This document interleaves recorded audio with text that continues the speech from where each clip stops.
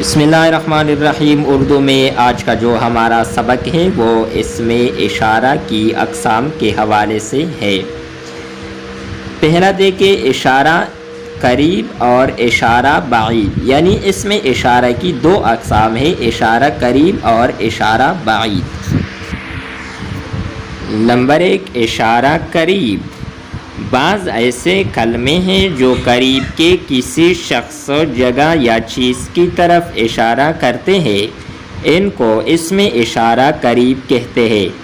مثلا یہ گھر میرا ہے، اس لڑکے کی ذہانت قابل داد ہے۔ اسم اشارہ کی دوسری قسم ہے اشارہ بعید۔ بعض ایسے کلمے ہیں جو دور کے کسی شخص، جگہ یا چیز کی طرف اشارہ کرتے ہیں، ان کو اسم اشارہ بعید کہتے ہیں۔ مثلا وہ لڑکا بہت نیک ہے، اس مکان کے پاس میرا مکان ہے۔ تو ان مثالوں میں وہ اور اس اسم اشارہ بعید ہے۔ اسم موصول۔ اسم موصول وہ اسم ہے کہ جب تک اس کے ساتھ دوسرا کلمہ نہ بڑھایا جائے پورے معنی نہیں دیتا۔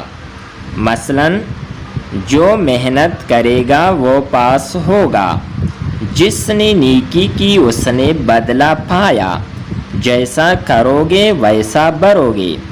درجہ بالا مثالوں میں جو، جسوں، جیسا اسم موصول ہے۔ نیز پہلے جملے یعنی جو محنت کرے گا، جس نے نیکی کی، جیسا کرو گے کو موصول کہتے ہیں، اور بعد میں آنے والے جملے یعنی وہ پاس ہوگا، اس نے بدلہ پا لیا، ویسا بھرو گے کو صلہ کہتے ہیں۔ یہ تھی ہماری آج کی ویڈیو۔ امید کرتے ہیں کہ آپ کو یہ ویڈیو اچھی لگی ہوگی۔ نیکسٹ ویڈیو کے ساتھ دوبارہ ملتے ہیں۔ خدا حافظ۔